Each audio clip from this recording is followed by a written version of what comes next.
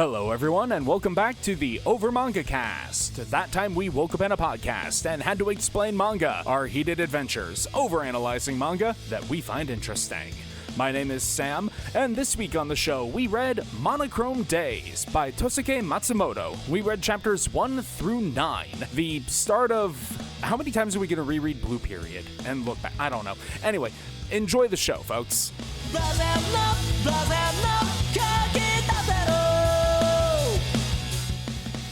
Hello everyone, and welcome back to the Over Manga Cast. My name is Sam, and as always, here at the top of the show, we talk about our familiarity with the manga that we read this week. Well, I've read Blue Period and Look Back, but not this. But I have a weird sense of deja vu. How about you, Jake? Same, mostly. Not heard of this before. Jay, how about you? About the same. I was about to say that about Blue Period. This was interesting reinterpretation? Question mark? But yeah, never heard before. All right, and Matt. Yeah, this came in as a recommendation from a listener, and it's pretty early on in its release, so it's not surprising none of you had heard of it. I had not heard anything about it, but as always, we appreciate recommendations for new things to read, so reach out to us over mangacast@gmail.com. I'm happy with this recommendation. This is a fun read. Hit a little close to home at times, but we're not going to talk about that. Actually, we are going to talk about that. We are going to talk about that. That's the point of why we're here. Jacob, I don't know where you think you are right now, but we do have to talk about the manga. I don't want to be vulnerable, though. We have a very evocative opening, with to those who have given up on their dreams, those that continue to pursue them, shine dazzlingly bright, even when they're vomiting miserably right in front of them. Yeah, and I think this cover page is just, it wasn't quite this page, but a few pages later, I had to stop reading the first chapter to look up the mangaka, because I'm like, this person has drawn porn. Same. It was kind of the main character's blouse that gave it away for me. That kind of form fitting is weird and really noticeable. It's that hentai thing that they do where the shirt. It's supposed to be a loose shirt, but it's form fitting so that it can show off the body. It's form fitting specifically around the boobs. Mm-hmm. Meanwhile, I'm just like, oh yeah, her skirt is form-fitting and has the pattern of black lace as if it were stockings. Like there's pencil skirts and then there's this. Yeah. It also doesn't help that she has a whole bunch, the main girl has a whole bunch of reaction faces, especially in this first chapter. It's most prominent, that are not dissimilar from weird orgasm faces. What do you mean? She's just tired. Yeah. That was, I guess, what didn't immediately trigger it to me is everyone just looked really tired and exasperated and not in a sexy way. I didn't get sexy from this. Well, yeah, I think it's worth noting, this doesn't, like, come across as sexy. It just has hallmarks of a hentai artist. Yeah, it's just like, I could like sexy like tired hentai where it's just like you guys work them too hard and they're just like, I can't even be sexy anymore. I just need a nap. It's like how you can tell the mangaka for Hellsing drew hentai previously. Like, even though this isn't a hentai, I can tell that's where your skill set originated from. Do we love it or hate it though? I don't know. No shame. I'm not complaining. Hey, I enjoy hentai. Hentai is great. It's You art. heard it here, folks. If there's anything you remember about Jacob. Next time on Over Manga Cast After Dark, donate to the Patreon we don't have to get that episode. My favorite part is when we do eventually set up that Patreon. I'm going to have to go back through every episode and just cut you saying that completely out. Hey, you make that joke more often than I do. But we are introduced to our deuteragonists. We have a paired set of heroes. We have the show does, or the manga does a good job of having both of them equally be protagonist. the main guy does have the advantage of being our point of view character more often. Yeah, actually, that's what I was going to mention. The main guy is our point of view character, so we see a lot of the story from his perspective, but the one who's actually driving the plot forward is the leading lady, so they kind of balance each other out in that way. Get rid of the startup, which is essentially, they are two people working for this company that I cannot remember, nor do I think the mangaka explains what this company does. It is insert wage slave job here. Yeah. This job is so, like, business has been slapped onto what they do that I question whether or not the mangaka has ever worked an office job because I don't know. I don't know enough about the Japanese corporate scene to really display, but like so much of the background here is just them doing a business. They work at the business factory where they make businesses.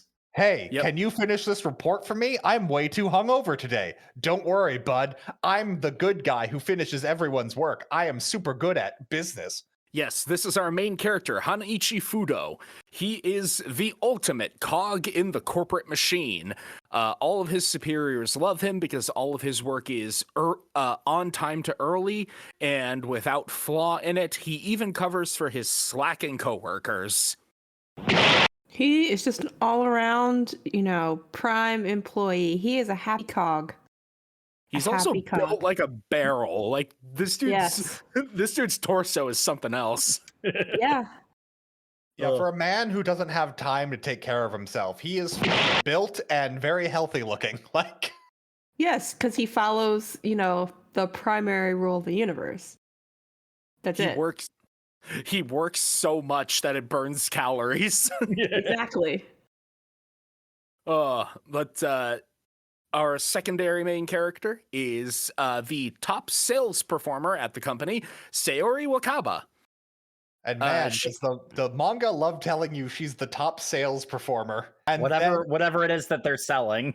And then also proceeds to show her doing her job, and what she does is secretary work. I guess she's doing that on top of sales, but probably, I mean, that's that's what you're supposed to take away, because like this manga really does not care about the job. The job is literally just an obstacle. It's literally the whole when we're dealing with high school students and by the way, they I guess do have to go to class, maybe. Yeah. Oh my god, Jay, that's actually perfect. It's like that's the perfect description. Yeah. We've got to go to our business job and do business all day. Yeah, because this is framed in the exact same way that like the standard high school drama manga is framed, except because of the nature of the premise, they have to be like in the workforce. Because that's like the core concept of the story. But anyway, we get a main guy's backstory, which is he's very good at his job because he is desperately seeking approval and needs to be seen as reliable by everyone around him because his mom died at a young age and he had to give up all his dreams of being a professional artist so that he could be a salary man. In short, this man was traumatized and was never able to truly grieve and transition healthily into the workforce. And so, yeah. A lot of his like working too hard shenanigans are basically him coping the fact that he had to give up on his dream when he was younger. There is a lot of buddy, you don't have to try this hard, but like that's what his character arc is.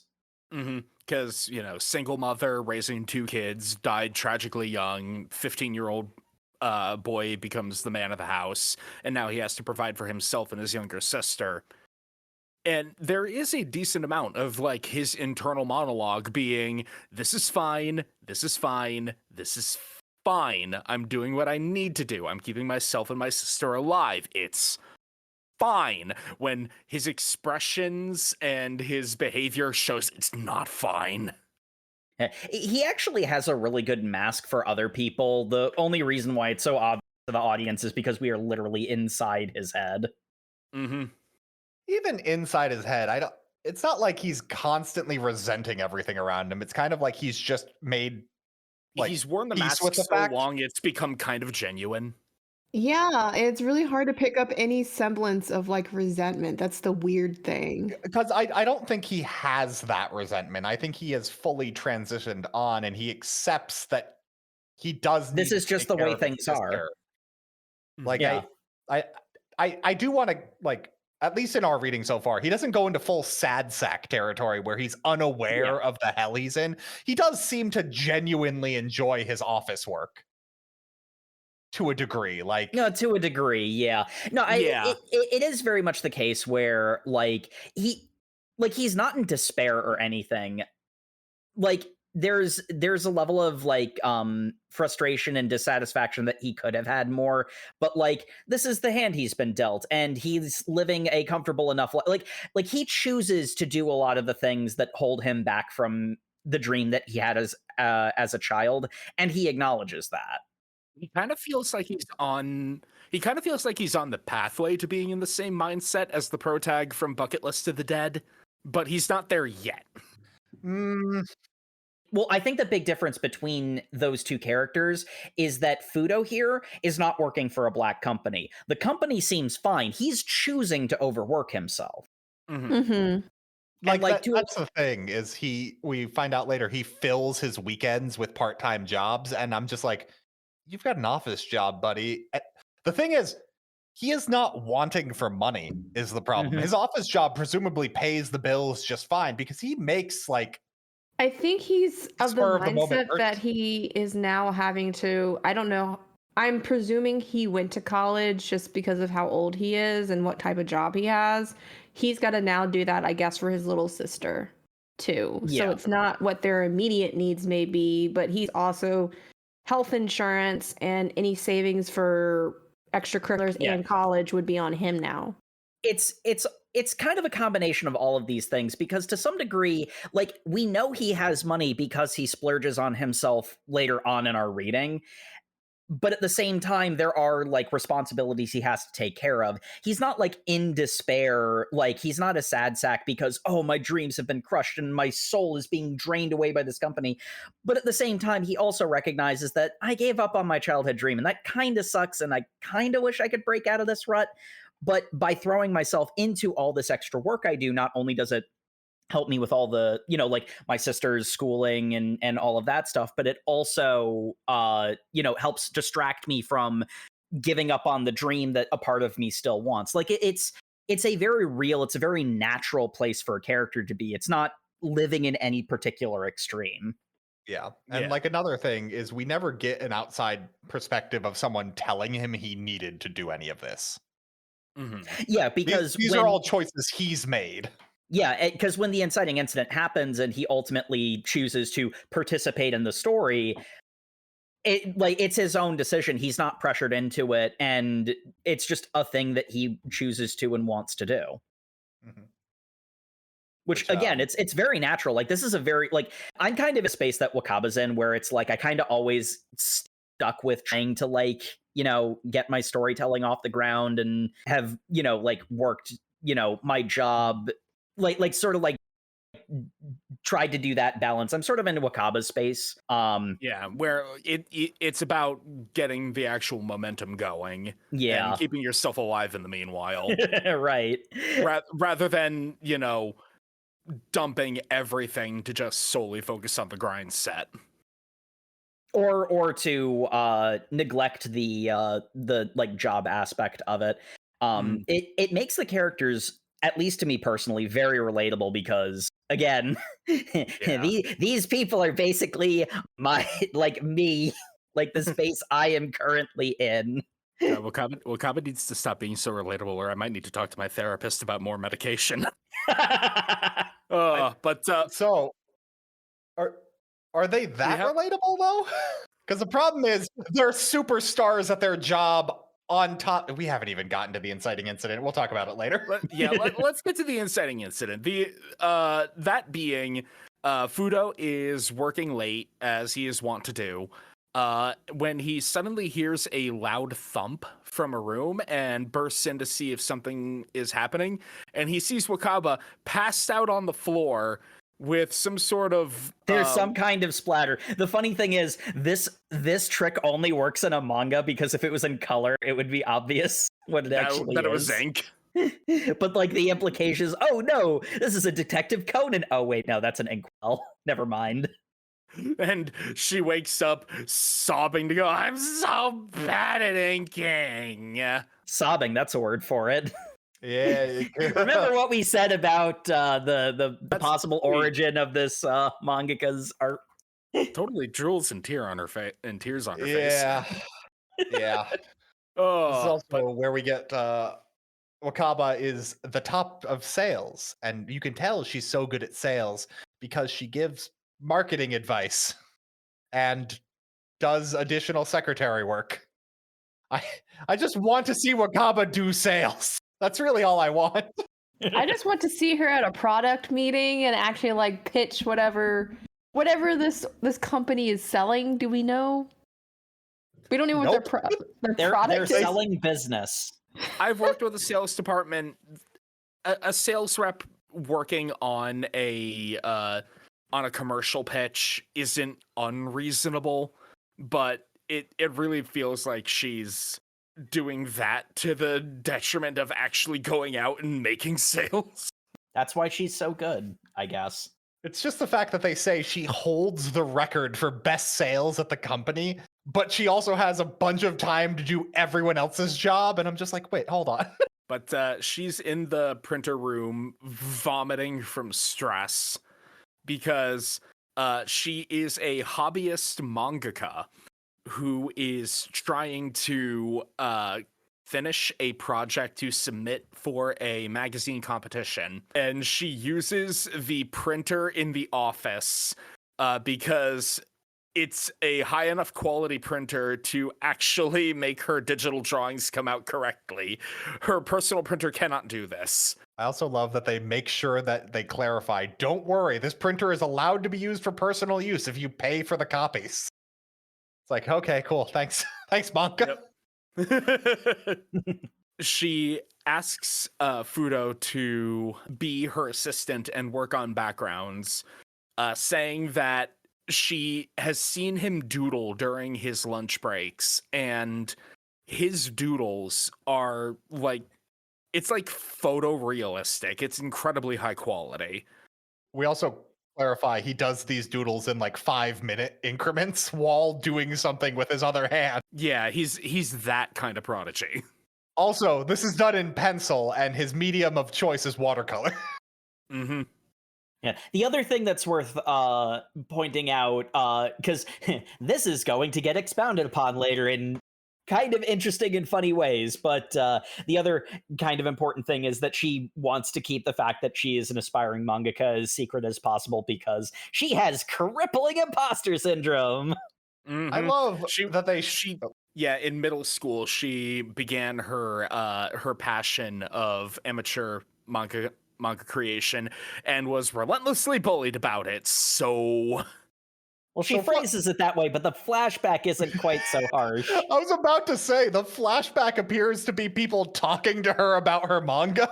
Just like, oh man, this is really, look at this, it's hilarious. You should put me in the manga too. Which like, I guess you could take as bullying, but... Well, like the thing is, we don't know what the manga was. If it was supposed to be funny, then that's just the imposter syndrome again. If it wasn't supposed to be funny, then that's another matter entirely. But like, we don't have the context for it. It really does come off that Wakaba is just crippling imposter syndrome. Yeah. I mean, that would track because this manga really loves just shaving like what would normally be a huge dramatic stake. And they're like, well, no, hold on. Let's sand the edge off that a little bit. It is a moderate dramatic stake. We get the impression she's a bit of a drama queen. Under her extremely she is definitely a drama queen. Under her very professional mask, every interaction she has is her going, listen, let me help you. I just need to do this thing. Please help me. I'm so sorry. Yeah, considering she has no chill. She's making her copies at work because she was too embarrassed to go use a public printer at the convenience store, which we find out later is directly beneath her apartment. Yes. Which is really saying something, because one of her whole things is she's running out of time to submit her manga for a contest, but has the time to go all the way to work to print stuff out rather than what would be much faster. Like, Well, she just needs to stay late until everybody else leaves. Because then no one will know. Thank goodness. Thank goodness this is not a thing that I identify with Wakaba with, because She saw his doodles, and she was like, I can perfectly picture like characters in action scenes or like stories happening in them, and it's so cool. It made me want to try drawing again, so I got into digital art, and I've been increasing my motivation and skills ever since. And you've really just, lit a fire in my heart for this passion of creating manga, and I really can't thank you enough for that. Oh, this sounds really stalkery. This is so weird. I'm so sorry. Anyway, if you want to help me, that's fine. Over the weekend, I'll be awake for the next 72 hours. You can give me a call, whatever. Anyway, bye. Oh, that one I feel. Yeah. I don't even have deadlines, and I do that to myself. That's not a good thing. Again, it's just throughout this manga, her twitchy eyes I don't know. It irks me in a weird way. I don't know if it's legitimately just these harsh deadlines and just lack of sleep. Or she needs to see an optometrist. Yeah, I'm like, she's got the freaking Makima spiral eyes, even when she's put together. I know, and it's probably because of that I'm just like, what is happening? Something's going on. I don't feel safe. Woof woof. But Fudo agrees to help her out and be her assistant. So I love this next chapter so much. When he goes to be the assistant for her. Well, it starts off with him making breakfast for his little sister, and she's like, what? You're working? But it's the weekend. It's fine. I'm just helping my senpai at work with a project. It's nothing. Yeah, I love this scene too, because this whole thing is he's the caregiver for his sister, and as he's like, by the way, I'm going to be working this weekend. You're staying over at a friend's house, yeah? Yeah, we're going to spend the entire weekend studying. Okay, middle school sister, I'm not going to investigate that at all. Like, buddy, you're really dropping the ball here. You can't be doing that. Listen, he's not trained to be a social caregiver. He is a material provider. Yeah, I'm just like, that's it. I'm glad the manga seems to be indicating that he's kicking ass at raising his little sister despite never being home. And like, well, I mean, there's also the fact that he was tasked with the role, as we know, as caregiver, but he's not like he's taken any parenting classes, and we know that boys and girls are socialized differently, so he's not even thinking that. Like, honestly, probably just I mean, not for nothing, to a large degree, the sister does kind of feel like a little bit of an afterthought in this manga, at least as far as we've read. She's the motivation for him to have a job and have given up his dreams, but they don't want to put that resentment onto her, so they're just like, by the way, she's completely fine. The worrywart gene seems to be genetic in this family, because while he's busy worrying about her and doing a gajillion jobs to pay for her upbringing, she's just like, are you taking care of yourself? Are you working yourself to the bone again? No, says man with skeleton hands. Hey, do we want to talk about the flashback he had to his mom enjoying his art on display and how his mom looks identical to Watanabe? Yeah, that we can certainly take on that. I'm not gonna lie. I'm gonna chalk that up to art. I'm gonna chalk manga that same up to, face syndrome. Yeah, manga same face syndrome. There's some unfortunate implications there.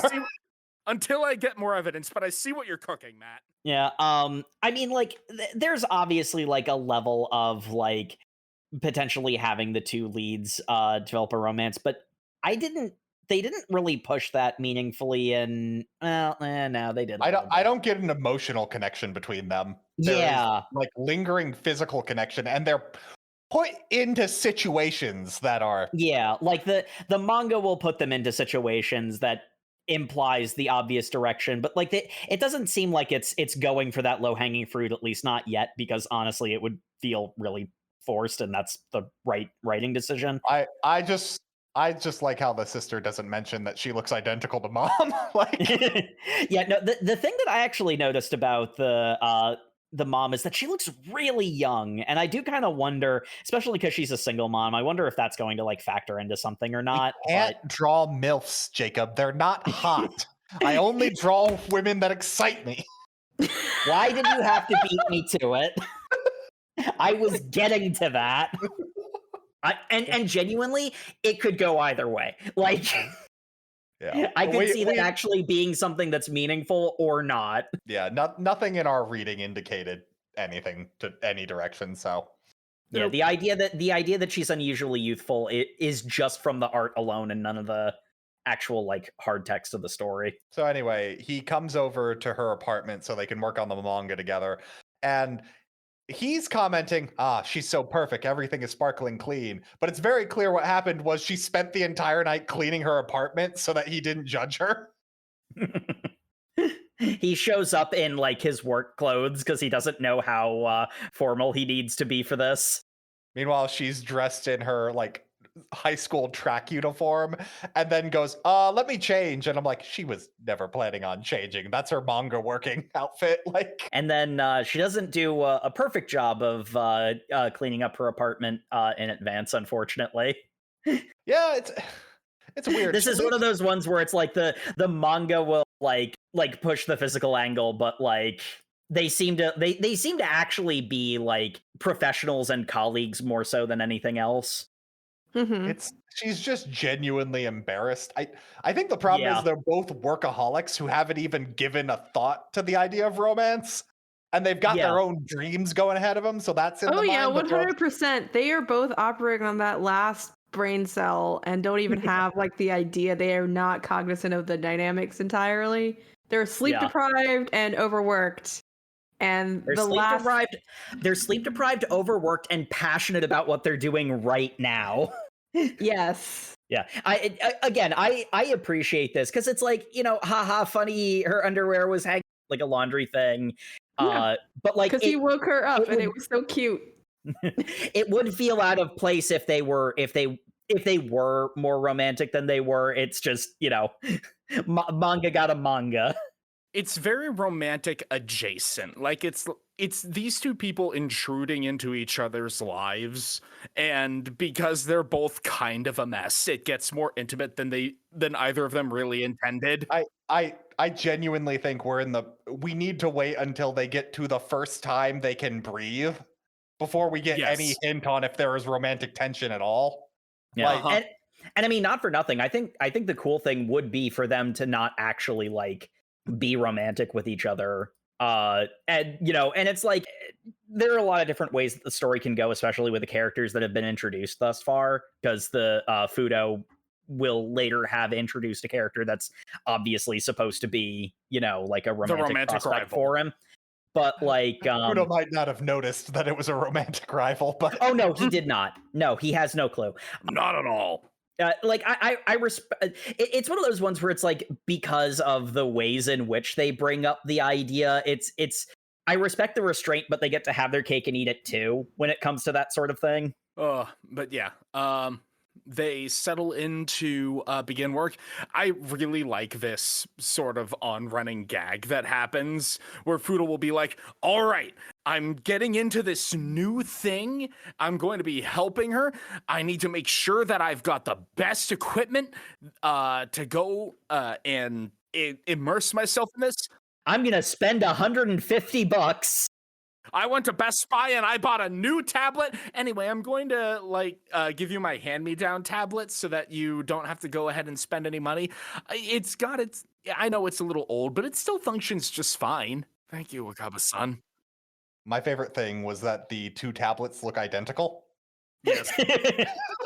Okay, as a guy that's been getting into Warhammer, like, mini building, it smacks of the guy who gets into a hobby way too quickly and blows a bunch of money on equipment he doesn't know how to use. And it's very funny. It is an adorable scene. It is. She looks so happy to give him gift. It's very cute.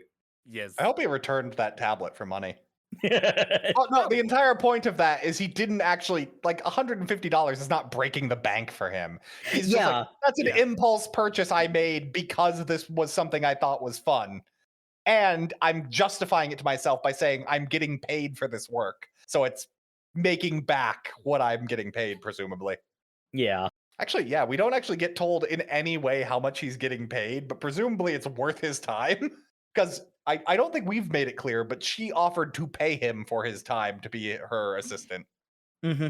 Yeah, they there is the element of it's interesting what the manga will like focus on and point out and what it won't, because they note specifically the prices of the tablets because that's the joke, but we don't know what she paid him. But like, you know, given that she doesn't really have any particular expenses that we know about, and the fact that she's like so high up in a white collar job, presumably, you know, she has a very nice apartment for living by herself.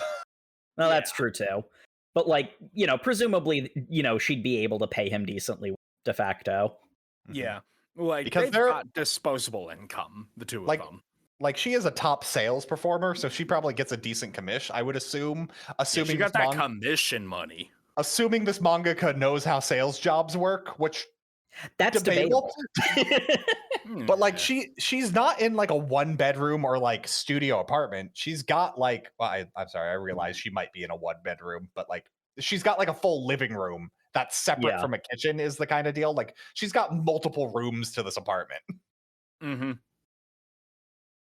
And we know that because she closed the door to her bedroom earlier. Like, yep. Yeah. So, her whole main, good.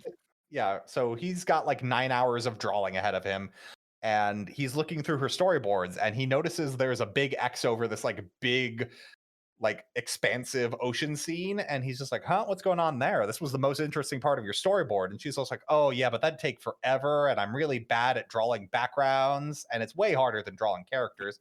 And I don't even know how to do tones, and this would be a whole bunch of tone stuff. So I've just convinced myself that it's not worth reaching for. And then Fudo's just there, like an inkling in the back of his mind. Sounds like you touched on the moral of this manga. Hey, wait, Fudo-kun, are you trying to copy my work? I've barely started. How did you figure that out? But no, see, okay, here's the thing. Like, my vision was that, like, okay, you do these like really cool photorealistic like scenes, and then I kind of want to put my manga characters in there. And I know that like the art styles don't really mix, but I think the contrast is really cool, and it would be really important for the story if you could just do like a normal thing. And I got this watercolor scanner for you. Yeah, I love her justification for this. Oh my god. It is so cute. She but blows also, like, so much money on this. I am fully admitting that if she was not very pretty, it would be extremely creepy. This is extremely creepy, by the way. Like, pretty privilege, 1,000%. Well, I just love that her idea for her manga was just like, I want to have kind of shitty looking main characters, but then incredibly hyper realistic detailed backgrounds. And it will be a cool juxtaposition that everyone will be like, what an interesting manga. But I can't draw hyper realistic backgrounds. I'm just like, seems like you should pick a different thing then. No, that's what I got the assistant for. Look, he's so cool. Yes, she decided that when she found out that Fudo could do that. Yeah. But she had already committed to this manga is the thing. Like, yeah. Mm-hmm. Yeah, no, her eyes are definitely bigger than her stomach when it comes to her ambition for work, but that's like why it's a good thing that she's roped Fudo in on this. It's it's very Blue Period with the kind of like, what's the difference between someone who works really hard at wanting to be good at something and someone who's just naturally talented and needs a little push. Yeah. It's kind of their whole dynamic. She's repeatedly complimented on like her characters are in a manga style and therefore like simplified and stylized, but they're still well drawn. So like she has her own talent that she's like built up, and like a lot of the times when it's like, oh god, this thing I did is so bad, it has to do with her like cutting corners and not like following through on what she intends to do. Mm-hmm. Which is kind of the whole thing of Wakaba's entire idea requires Fudo to be like an equal partner with her, because like she doesn't have her skill set, can't fully realize her vision. And that's why, you know, she went to him in the first place. And it's totally not actually, I say the manga will like pay lip service to acknowledging how weird it is. It's not stalkery. Also, to be fair, Jacob did not go to him in the first place. Yep. It was like the third, or she was about to flounder herself out completely and was having like puking panic attacks because she couldn't just talk to him. Because she couldn't do it on her own, Actually, I wonder if she saw his drawings and then came up with the idea that this would be really cool if she did it herself, then realized she does not have the talent to do it herself. Mm-hmm. That's exactly what happened. Yeah, again, eyes too big for stomach. Yeah, no, and I mean, like, her eyes are very big. Yes, they are very weirdly bigger than the guys. I just really like the panel where Fudo's like, "Wow, you went through all this trouble of getting all these watercolor supplies and then a big watercolor scanner. I will use these watercolors that I am familiar with." And the way he's posed up, he's got his barrel chest, he's got his intense eyes, he's got the yaoi hands on the brushes. My favorite part about that scene is him phrasing this like, "Hey, sorry you lent me your tablet, but I guess I'm more familiar with watercolors, so I'll use these instead." I'm like, those cost so much more than the tablet. It's so weird that this was a backup plan. Like, yeah, but it's phrased like the "I am not left-handed" moment. Yeah. Well, and I mean, to a large degree, it is the "I am not left-handed" moment, but also these are two like enthusiasts who are like uncoordinated, stumbling into finding a synergy. Like, I've been here. In fact, a lot of my collaborative work with Sam has been this almost exactly, where it's like, oh my God, this was stupid. If we had thought about this in advance, this would have been so much easier and so much less work. Holy shit, is that ever the truth? My favorite part is she bought him a bunch of expensive watercolor paints, and then he only uses black. Yep. And the entire time I'm watching this, I'm reading this, I'm just like, now, I was under the impression that when you did watercolors for manga, you did them in the colors and then you scanned it like... No, manga is black and white, which is why I need to express all of these colors in only black. I'm talking like I'm taking the piss, but I do love this. It's really fun from a story perspective, and it feels really like true to life. Like Jake said, these are two enthusiasts who are stumbling over their own feet and like tripping into each other in attempting to make their vision work. It's got great verisimilitude. Yeah, like to a large degree, it's like, could he have just done it in color and scanned it in? Yeah, probably. But the bit that I like is he uses that limitation to try to understand what the point of that image is within the story, which is like that actually works really well for, you know, like how this carries through and what the ultimate consequences of it are. Like, there's certainly an easier way to do this, but because he understood like not just the literal assignment, but he understood the like heart and soul of the narrative, the meaning behind what that image of like, he didn't just draw an image of the ocean, he drew the turning point of the story. And that the moment of synergy where you're working with somebody on something and like either like they get what you're going for and it all clicks into place, or vice versa, you get what they're going for. That is one of the most gratifying moments when collaborating with somebody on a creative project. It is so much fun seeing it all fall into place like that. And we get to see that where Fudo goes and he's like, okay, this moment in the story is the character who's lived her life in a grayscale world. In a grayscale world, she doesn't see anything worth caring about in the world. She suddenly sees this magnificent vista that coincides with her like personal internal journey to finding the beauty in everyday life. I could make the ocean, this like stylized, ridiculously vast thing. But no, I don't think that would work. So what is this idea? Because people don't just pivot on a dime like that. She's got an internal negative bias. So what happens when you see something bright from a world of darkness? You feel awe. And that's like interposed with flashbacks of Wakaba, like in her flustered post-vomit state being like, you have inspired me so much. Please help me with my manga. And I love it. I love it so much. My favorite part while reading this chapter was when it got to all those flashbacks. I'm just like, man, this manga is really loving just like reusing panels from previous chapters. They're doing this a lot. I wonder why. And then we get to the vista and I'm like, oh, I see where the time went. Yep. But that's the thing. It's like it's simultaneously like a very practical time-saving thing of just reusing panels, but also it works so well from an emotional perspective. Yeah, because I mean, to a large degree, and like this is one of those like storytelling 101 kind of things. Like this isn't exactly like groundbreaking or anything, but the manga that is being created here is also a parallel for the characters' journeys, because the way that Fudo gets to awe is it is both beautiful, but it's also terrifying and intimidating. You want this thing because it's better than what you have, but you also don't want to go out of your comfort zone to get it. That's how he gets to awe.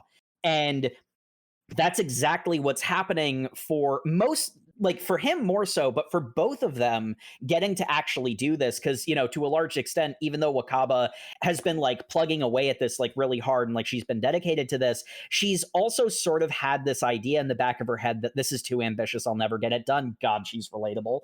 Oh my God, dude. And like wanting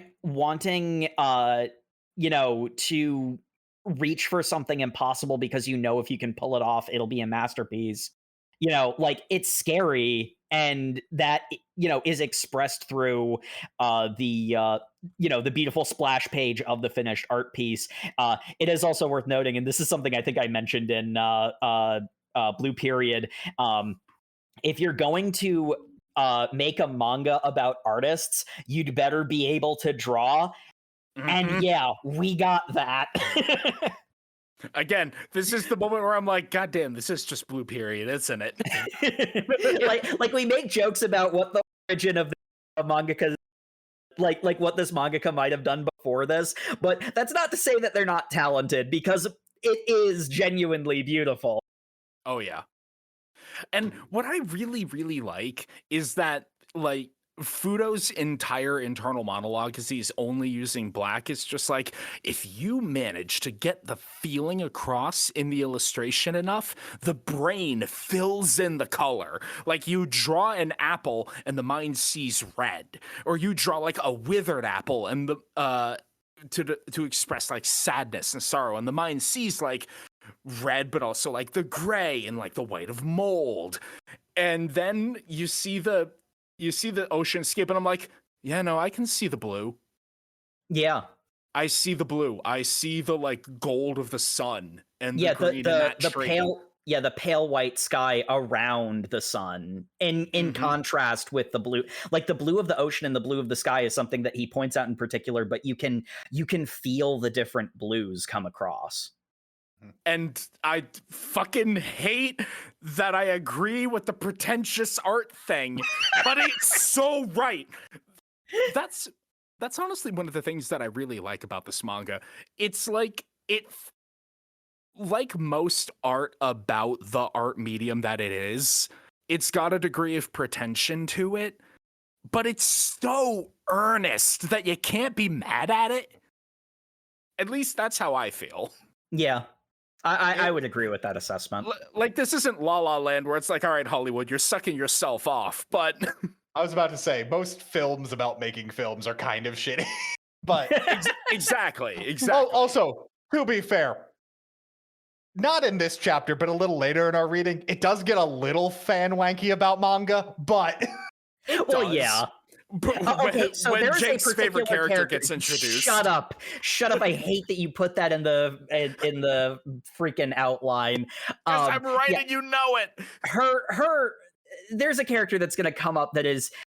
She exists only inside of this manga space and stretches the verisimilitude of the entire piece, which we'll get to that. But, especially in this, like, these first several chapters, it's very good at conveying emotion. Mm-hmm. It's very earnest. It feels, Mm-hmm.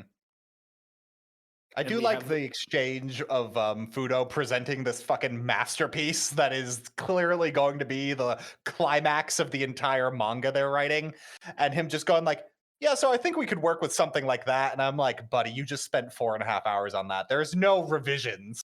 Like, this is not getting redone at this point.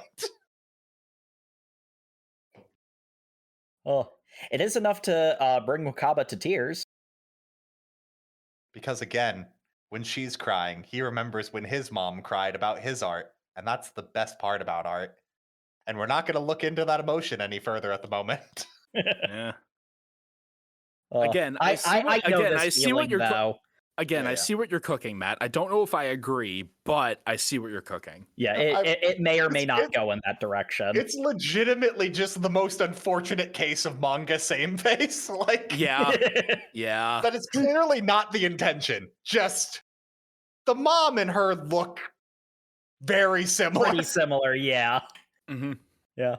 But man, I gotta say, Wakaba, like, crying at the sight of the image, like, oh man, I've been there where that I haven't had the skills to do a project alone, and working with somebody else, and they just deliver exactly, like, they don't even necessarily deliver what you ask for, they deliver what you imagine. Mm-hmm. Like, that is such a beautiful experience. Mm-hmm. And also that feeling of, like, you show somebody something you worked on and they get it. Mm-hmm.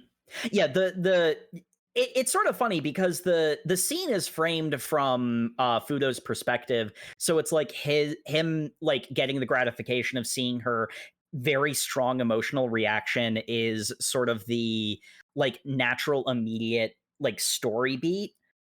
But as someone who has been in the space of these two main characters, I also very deeply feel, from Fudo's perspective, like I feel those tears of, oh my god, this is it. This is what I wanted. This, like, not even what I asked for, but this is what I needed it to be.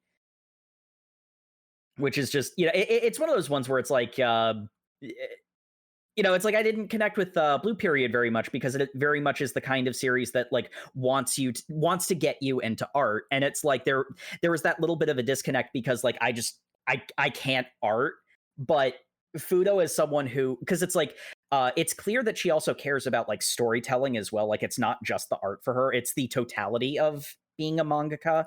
Writing the characters, writing the narrative, and all that stuff, and it's like that's the stuff that like appeals to me as a creative. And so like when she has emotions in that space, like, I feel that, I feel that connection really strongly. Agreed. I also just really like the panel where Fudo is going to work on more backgrounds the next day, and there's the little old lady in the traditional dress sweeping, and she's like, "My, you're up early." Good morning, ma'am. As he's slumped over because he's not slept. It's like he got home at like midnight, but then stayed up for another 3 hours practicing digital drawings. Oh god, I feel that. I'll just do one more bit, and then I'll go to bed, and then you don't go to bed. But they finish the manga, and they get it submitted in time, and Wakaba, she is over the moon. She is more wooby and like she's more reduced to jello than ever before. Wakaba, absolutely no chill. Please, here's your pay. Thank you so much. I can't believe you helped me. This is incredible. I'm just gonna. I'm just going to melt into the floor now. Yep. Okay, Meanwhile, no. I need my bones long enough to put away the table. there's a whole like dramatic inner monologue of Fudo watching her pack up the table and just going like, "Oh, that's right. I was paid for but a part-time job, and now that time is completely over. As is the summer of my youth, this fleeting chance at reigniting my childhood dream is dead. I must go back and live, knowing that I had fun for one time." Then Watanabe's like, "Oh yeah, sorry, I made you work in such a bad environment. By the way, next time I'll get you a really nice desk." He's like, "Oh shit, Wait, next time? Damn, great." Wait, next time? Most Yeah, please. awkward. Yeah. I'd really like to draw manga with you again. Oh, sure. I can tell both of them had like no interactions with the opposite gender or anything. I don't think they've had interactions with anybody humans. outside of a or purely friends professional. at all. It's Yeah. the most awkward thing ever. And it's some people might call it cute, but I'm just like, no, this is just cringe. There's something wrong with both of them. Like, this is not. This is not normal behavior. Yes, I'm definitely not going to point out how that sort of completely stupid and wrong-headed catastrophizing is something that I have also done. Thank goodness I'm out of that phase. Thank goodness I got out of that phase before I was as old as these two. Shut up. 24 and 25, by the way. They don't say that in the story, but it is in one of the chapter beginnings. Yeah. Yep. I just turned 32 and it's okay. It's okay. Listen, Sam, I'm not You'll gonna never achieve half of what they achieve in the 9 chapters we read. Yeah. To be fair, they don't achieve a lot, actually. I was gonna say, Matt, you stop it. Also, I definitely didn't learn this lesson as a teenager because of Sam. Definitely didn't happen. I'm happy to help you, my friend. Now I just have to get it across to you. Shut up. As soon as I publish my novel, everything will be okay, right? Which one? Shut up. Anyway, they glass house guy in the glass house over here shouldn't make comments. Anyway, they agree to work together on manga in the future. And now we have a series. We have our series. And I do really like the chapter after this where actually hold on. Breaking kayfabe. Where do we want to put the mid-roll? I was gonna say probably Up your butt. here. Up your butt, loser. No, right here is pretty good. If because I want to talk about how fucking melodramatic this metaphor they have at the end of this chapter is. I think that's a good place. Yeah. All right. You want to do that before the mid-roll? Yeah, I think that's probably a good lead into the mid-roll. Alrighty. So yeah, we get the 2, and they have like a very formal. The last 5 chapters of this are a bunch of flashbacks and them agreeing to be mangakas together, and I'm like, yep, gotcha. I'm picking. I know you have a page limit. That's fine. And I do. One of the things I like about this is the nerves that he has and like feeling that, oh man, I haven't drawn in so long, my arm hurts. Because it's one of those ones where it's like, if it's just my own thing and like nobody's relying on me, then if I fail, it's on me. I don't care. But if potentially my work is at least in part carrying somebody else's piece, then oh god, I hope this does well. I hope I didn't ruin it. I don't think I did, but please. And we get these 2 people who just have never interacted with other human beings in their entire life and are just exploding emotions at each other in just totally inappropriate ways. Yeah. And then for some reason, the manga decides to end on 2 pages of like what is a K-drama ending, where the narrator just like, hold on, let me cut this shit in half. The 2 who grew up having given up their dreams, those who thought they couldn't who thought it couldn't come true anymore and extinguish their own flames had certainly now relit a small flame within their hearts. And it's them dressed in all black, putting out candles because the funeral for their childhood dreams. I love it so much.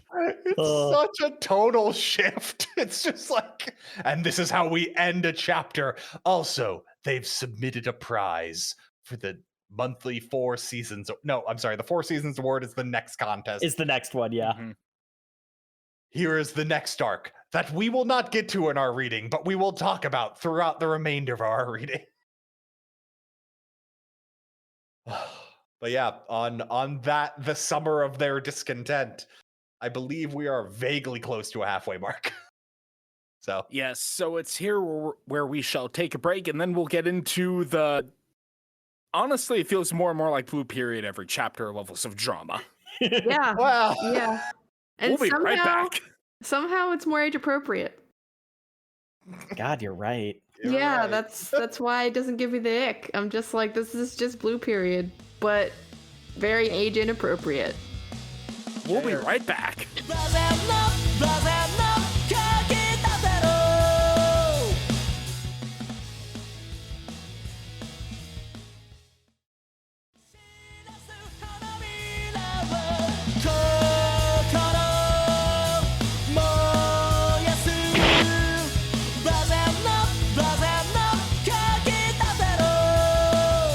And welcome back to the show, folks, where last we left our aspiring artists.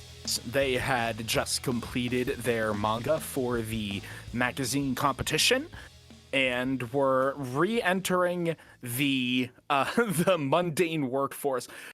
I love this chapter because it's like, oh, we've done the thing. This extremely meaningful creative project is finally complete, and we have to go to work tomorrow. Like that whiplash of we fucking did it, let's go Reddit, and then I can stop and breathe and relax, and what do you mean I have work in 4 hours? I do not want to clock in at 8. Why do I have to wake up? We get Fudo taking the train, and I don't know, it's mostly just him kind of. Fudo really handles this pretty well because he's like, well, submit it. Nothing we can do now. Oh, gonna just push that stress down. Gonna think about manga because, you know, that's a new avenue I'd never considered. But man, manga's expensive. How am I gonna deal with that? Ooh, what's that? A photo? And it's an advertisement for an art exhibit. And I was confused because this character is drawn in such a way That she looks like she's 8. like a manga protagonist. Like I thought this was another manga because he's thinking about manga. We then find out that's his childhood friend who is the same age as him. Yeah, that is what ends up happening, yes. Just the art style for her looks like she should be a manga character, which is weird because she's a manga character, but you know what I mean. Like in universe, I thought this was another manga because she has not aged a day since the flashback of them in junior high together. Yeah, She really hasn't. she looks strangely young. You'll note that this is not the first time that this has come up. Yes. We also get introduced to the dude at work who is presumably Fudo's friend. It's definitely his coworker he's closest with, it seems. I'm sure he'll be important later on in the manga. He has a design unlike anybody else. Yeah, Take Hiyori. He is insert coworker friend here. He's responsible and dedicated and good at the job, except he's also a young playboy who is sometimes too hungover to come into work. So I was gonna say he's pretty flaky. Yeah, in humble exchange for you covering me while I was drinking the hair of the dog, have this off-brand monster. I present to you with this holy elixir. He strikes me as the kind of guy that is actually like, if he could lock in more consistently, he would be reliable, you know? Yeah, he's like C- at his worst, and then occasionally he's like He seems to be filling the trope of fun work guy who's doing the bare minimum to get by, but like at least he makes it not boring kind of deal. We also get Suzuki-kun, who, if he didn't have a name tag by the narrator, I would have assumed would just be a faceless background character, because this man has a buzz cut and glasses. He's got a buzz cut, perfect 90-degree bangs, and rectangular glasses. He is background character .mp3. He's square, you might say. Yeah. We also find out that this company is doing business because we find out that there is only one promotion being offered at the company, and there is a race for whoever the best employee is, of which the only two in real contention are Fudo and Wakabe, who is helping who's helping just seemingly an old lady who wandered in. Because this woman is wearing a cardigan, but is also wearing like slippers. So I'm very confused. Okay. I hate to keep drawing comparisons to my old radio job, but this is not out of the ordinary. It's just like, it's the old lady who's been there for like decades and you don't want to get rid of her. So we find out that, surprise, surprise, Wakabe is very popular amongst the male staff. Wow, what a shock. Because she is wearing a shirt that is too small for her. It's really... It's the most of it, yes. Yeah. Damn, she's hot. That top button is doing the Lord's work, really. Just it is made of steel for its life. Hey, Fudo, because you're another top employee, you must know a lot about Wakaba senpai, right? Flashes back to all of her worst moments in his presence that he has explicitly promised not to talk about. No, I'm not really that familiar with her. And then Tomei's like, yeah, that figures. And I'm like, yeah, obviously, they don't work in the same department. Why would they know each other? You're such a square, Fudo. You wouldn't go for that office place romance sort of thing. And then there's a whole bunch of internal monologues fighting with each other. And by fighting with each other, I mean they're all from the stalker. I mean Wakabe, who's just like, I can't let people know we might be getting together illicitly. They might think we're dating, and I can't have them think that. I know. Let's sneak up to the roof together. By the way, that's totally not suspicious at all. It's totally cool for employees to use the roof. I checked it in the company charger. I mean, there is a table up there. Damn, rumors are right. She does know more about this company than the higher-ups. It's weird. Hey, Fudo-kun, you want to eat lunch together? This totally seems like we're not dating. Hey, Fudo-kun, do you want to eat on top of this like floor that is made out of 1 meter by 1 meter square concrete tiles? And we also only look at it from top down, so it's really easy to consistently draw? That sounds fine. This is the part where we get the manga like tacitly acknowledging that this element of her character asterisk has stalker-like tendencies. Yes, she does. This is in fact weird. I'm glad you know too. She's about at the level of my girlfriend gives me goosebumps. Well, no, she was the sane one in that, it turns out. She's weird and overthinking a bunch of things that she doesn't need to. If she would just be normal about this, there wouldn't be a problem. I don't know if in comparison to Fudo, I'd call her the sane one, though. Fudo is hyper normal to a degree. Well, no, I mean in comparison to my girlfriend gives me yes. Yeah, in universe, Fudo is normal SpongeBob taking his normal pills. Anyway, Fudo-kun, so our next project is we are going to win the Mariah Monthly 4 Seasons Award Contest. 3 million yen in publishing rights. It's going to be awesome. How long do we have to work on this? 90 days. Oh. Okay, lock in. that ambition, I feel that. Anyway, I've already come up with 5 plot points. Tell me which one speaks to you the most. I need concept art so I can start working on the world building. And I really hope that our manga that we submitted is doing well. Oh my god, I got an email from my idol. Oh no. Senpai noticed me. Senpai noticed me. Yeah, they've been building this character up in the background, but I just have to point out that God, I have been Wakaba before. I know we just finished the last project, but I've already plotted out 7 plot points for the next project. Jake, we don't even finish projects. You already come up with 12 more things before we even start. At the risk of making Jake blabber more, we have to introduce his favorite character. Never more have I read a character in a manga and sighed heavily and went, Jacob's really gonna like this character. Yep. Every problem Jacob, I have we with see this you. character, I'm gonna have to fight Jacob on. And it's really gonna drag the episode to a halt. So maybe I should just give up on those complaints. You want to know the crazy thing? Not actually my favorite character. But Jacob, she's a blonde who's good at everything. I stand by my soul read. Honestly, the issue I kind of have with her that the manga had been doing a really good job of feeling realistic. Like, I don't want to say exaggeration, but there's some level of stylization to, like, they're extreme characters to be interesting, but it felt like real enthusiasts working on something. And then here's a comedically perfect mentor for them. How about that? Here is the supermodel who not only made women writing manga the norm, but also like, this woman is insane.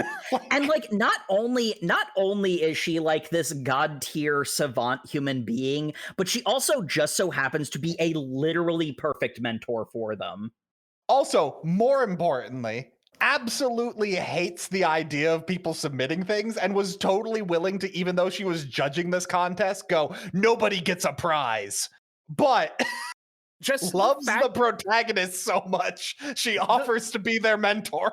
The fact that she's introduced, like, partially shadowed in a virgin killer sweater and gloves drinking tea, I'm like, holy. No, I was she not is devastatingly attractive. There it is. I understand everything about this character, and I hate her, but I love her. She is literally a mangaka who is a supermodel in her free time. Like, yes. This is insane. Uh-huh. Well, no, because we never see her writing manga because she's in between series. She just attends fancy banquets and she's got the Bogod Madril's hairstyle. She is the James Bond of writing manga. It's insane. Oh my god, you're not wrong. Her editor is like this whipped bald man who's constantly be like, but please, could you just write a few pages of your manga? I don't have time for that, you cur. I love it because in the judging, she's like, all right, if they're obviously like amateurs who are just doing this for fun, I'll give them a little bit of encouragement. I don't want to quash their dreams, but like if they're trying to be professional, I'm not holding back. If it's obvious that they're trying to break into my industry, I need to make sure that they're the best. Sensei, would you kindly read this thing? We weren't sure if it should be a finalist or not. We were kind of split in the committee. Give it to me. Let me read it. Wow, this art is kind of... The characters are pretty good, but the backgrounds are really mid. I don't feel invested at all. The story's also not very good. Yes, I'll give it the respect of continuing to read. Like I said, it's obviously a hobby piece. I'm going to give them something to... Oh my god, this background! Oh, I see now. The entire time, they were leading me on the path of the main character. This transition in art is genius. And I'm just going like, that wasn't intentional on their part. Wakaba is totally going to hear that and be like, yes! Yeah, no, that was the whole point of it. Steamed hams, yes! She had already done the first part. They were like, if she hadn't already done the first part, they would have redone the first part with backgrounds. She says that. The version with Fudo is what she had originally intended to do. She got to do her vision. She was about to give up on doing this when Fudo joined. She explicitly says if they had more time, he would have fixed up the backgrounds that had already been done a little though. Like maybe he would have aped the style of like dark into light, but like the drawing at the very beginning is being criticized for not being very good. Yeah. Because it's not. one of the things that I actually like about this a lot is that her immediate reaction is, I can see why they were split on this, because I get what was being gone for here, but nobody is going to sit through this. And boy, I feel Those that Philistines don't understand what good manga is. They don't read it correctly like I do. Listen, we live in an oversaturated media society.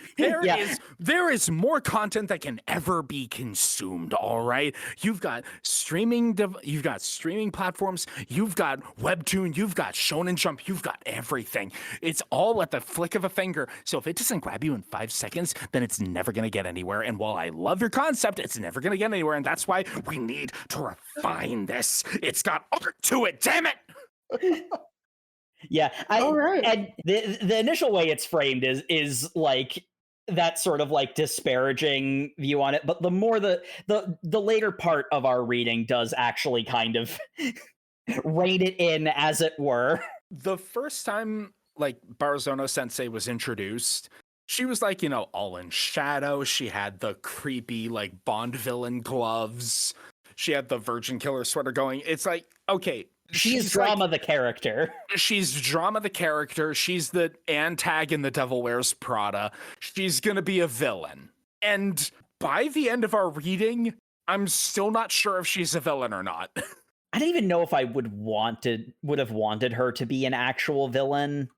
Because like, oh god, the fact that she's so perfect, like she as a human being exists to be their mentor, which annoys me to a degree. Yeah, she's unreasonable in the amount of like helpfully perfect she is. I would have preferred her be a villain so that we could have had some like actual opposition other than they both work really hard. Mm-hmm. Because that's not a downside to either of them in any way. Yeah.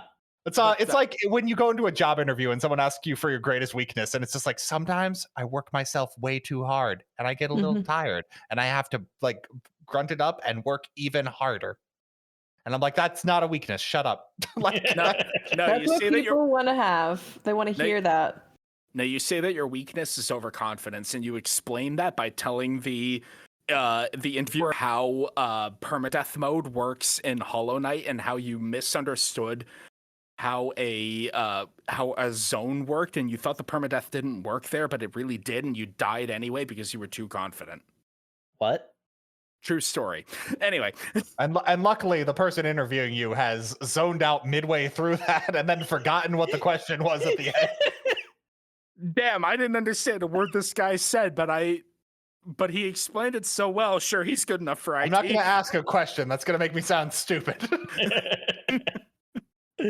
But we have a cute chapter where Wakaba is like, oh, I'm gonna go meet my idol. I need to make sure I've got a good outfit. Which one of these 36 images is the cutest outfit? Fudo-kun. Also, I asked someone of me just in my underwear. Yeah, I don't understand. She doesn't even realize she did that. It's him realizing, going like, I don't think you meant to send that, but it's like, this is such a weird photo to accidentally take. Like, she was adjusting her phone. No. She was setting up the phone and accidentally, like, her finger slipped, because you can see the ring light. Yeah, like the art is detailed enough reflected on her tits. on her boobs. Yeah, like yes, I understand she was taking photos of herself. I'm saying she's like adjusting the phone mid outfit change for some reason. Yeah, like literally stream of I'm just taking pictures and oops, didn't realize I was still taking pictures. Crap. Like the phone fell over or something and her finger slipped and she just anyway, it's been a few chapters since we had a reminder that this person probably drew hentai at some point. Yeah. That's the real reason this is. Yeah. So she has a whole bunch of photos of her and he's just like, I'm gonna ask my sister. And I'm like, what a weird thing. Just again, this guy is not operating in like with fully actualized facets of how humans are supposed to normally interact. He's legitimately like she's legitimately, this is girl stuff. I'm gonna go get my sister and find out what she thinks. Hey, 15-year-old sister. Hey, 15-year-old sister, look at these 36 pictures of my adult coworker and tell me which outfit is cutest. Brother, I don't know if I can look at this. I feel weird. Yeah, it's clearly the one where she's just in the bra and panties. This girl is into you. I didn't mean to show you that one. Brother, why is that one starred? Like it's in your favorites. What's going on there? How is your younger sister more socially adjusted than you? It's like, why are you showing me this? Because she actually engages in social activity. Big brother, why is this the background of your home screen? We know that Fudo only engages in that grind set, so his little sister actually having a social life makes sense. Yep. But well, essentially, he's facilitating the life that he never had in a way, because he had. Well, we joke, but this is motivated. Yes. Mm-hmm. But we have their meeting with Barazono Sensei, where she is, again, in her pure white pencil skirt and Virgin Killer sweater, with the gloves. Takes off her very expensive shawl, because this isn't a coat. It's weird. Gucci is what it is. So, and gives it to her editor, who is just her butler. And basically. Then I love the lip service they pay to what you might be thinking, man, Wakaba is such a mess. How on earth does she survive in sales? Because sales is all about not being a mess. Because she's got a great sales face, which she immediately puts on right now. And I love this page. No, I love this page because, for one, it's really adorable seeing her internal girling. Don't be cringe, don't be annoying fan. But the whole thing of the putting on the work face. I cannot tell you how many people at my job are like, "Oh, Jacob, you're so nice. Oh, Jacob, I can't." I have had coworkers who have sworn on their life that I don't curse because I can put on the sales face. So once again, Wakaba, stop being so relatable to me specifically. I've had that too. I've had coworkers be like, "Sam, you curse? I've got a."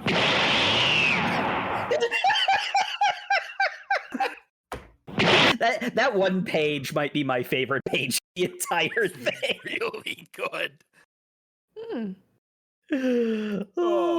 But Barazono is perfect at all things. Perfect in all things. She's got real Kishibe Rohan energy. Oh my god, she does. Where she's like, I am this artiste, this avant-garde visionary, and I'm going to do weird things that will make perfect sense if you have the enlightenment to see it. Except it's all ridiculously luxuriant, like we're watching The Big Short. I wish she fit in this universe. Same. I'm worried that the manga universe is going to get more and more strange as they get roped into it, and it's become more of her. I don't foresee characters getting normaler. You know what? If they leaned into it, I think it could. It's just there's again that level. God, there are so many aspects of Wakaba that's literally just me. So it felt so real, but these characters are a little bit wacky. So if they lean into it, I think that Barazono is just like, all right, so your concept really, really, really cool. Unfortunately, the modern attention span can't handle it, so we should abandon the concept. What? No, we're not gonna abandon this concept. It's great. That's the most interesting thing about what you wrote. Don't.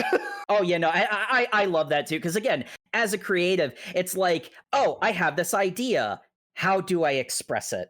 How do I convey it to an audience? Oh God, I have to rewrite the entire thing because it's not going to get across what I need in a way that the audience will understand. There is also a level of, I've mentioned in a couple of our episodes, I like when a series will just spell out its metaphor on occasion. Obviously not spoon feed all the information, but every now and again, a story kind of needs to explain that, yes, you are supposed to pay attention to this aspect, kind of thing.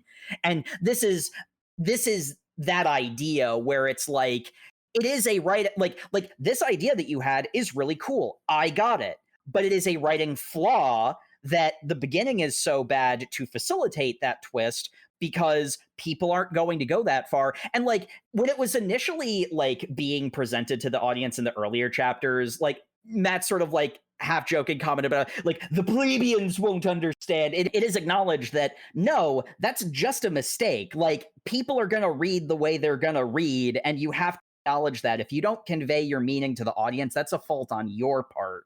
And that's the part I like about it. That's the little bit more realistic and grounded, response to this from someone who's like, a professional in the space. All right, so Wakaba, you're really good at like character design and concepts and coming up with the general idea of what this manga is going to be. All right, so you're going to focus on that. Furukun, you are an excellent artist, so you're going to do the background designs and you're also going to do the concept art to create this universe. Now, me, I've had like a half a dozen hit manga over the course of my career. I'm pretty impressive. You might have heard of me. I'm literally flawless in every way. Sparkle, sparkle. I'll help you plebeians come up with a good story to actually tie this all together so that it works and makes your high points shine. So, that sound good to you?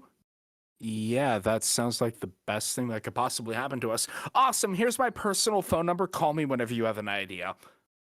Whenever. Because I exist to serve the two of you. Because I am the best person in the world, and I am also the greatest chance you'll have to get anything. And I am completely at your beck and call, despite the fact I treat everyone else as a means to an end. But not Aren't you two. basically Ichiro Oda and like have the biggest like running manga of all time and have no time for anybody else? No, Sam, you misunderstand. She's Ichiro Oda if Ichiro Oda was a woman who had to fight all the sexism to get where she was and has now made the industry better for having existed. Maybe that explains the same face cinch. Also, while appearing like she's literally 27. Top of the page, chapter 7. It sure does exist. It's the fact that she's so high fashion. Well, she's raking in those big bucks. You saw how much she makes. I do like how the entire premise here is that she is a female mangaka who completely reversed the gender ratio of monthly subscribers by, instead of doing what was popular with the mainstream audience, wrote an incredibly macho manga in today's modern age. Something outdated by modern times, you would think, but no. Aren't there two female mangaka who are known for doing this? Yes, I can think of two of off the top of my head. I'm like, this is not. It's happening. Oh, hang on. TV adaptation reached a 20% viewership rate is insane. That means 20% of people who owned a TV in Japan were watching her anime. Okay, wait. In defense of this, because just thumbing through this, it's 3 different mangaka. Oh, wait. Oh, wow. We got 3 different mangaka. So wow. I'm not saying this is a bad thing. This is a very exciting thing. It's just I can think of, at least for me, 2 mangaka this applies saying these are all amazing people and they've all won the grand prize. It is only differentiated by the name on the left-hand side. I see how I got that confused. Okay. Yeah, because I missed that as well. This makes so much more sense if this isn't all the same person then. Yeah, because they're all completely different things. Okay, this does not like eliminate the criticisms of. I was about to say that actually makes it a little worse because these other 2 people are intense and have like glowing praise attributed to him, and then Hanako's is and the person who's the best and has the most hits. This does not erase the criticism, but. Although that makes me not like the first person at all because they made Pine-chan Wants to Be Spoiled. And that sounds awful. That sounds awful. That sounds like something people would recommend we read. And then the other one made True Man and Man. True Man and Man. I didn't even read what that one was called. That's such True a good Man title. and Man. Is that the sequel to The Truman Show? Yes. True Man and Man. And then Bloodstained Atlas, otherwise known as We Have Dead Man Wonderland at Home. or like Alice in the Borderland, or The Alice video games. the cover of the manga when he was like given a bunch of used copies from her looked. The cover of the manga looks kind of like Danganronpa. Yeah. Which actually, now that I say that out loud, the art style for this manga kind of looks like Danganronpa. Very angular eyes. Yeah, we have Fudo going into overtime. We have him coming home to his little sister, who's like, "How'd your date go?" The what?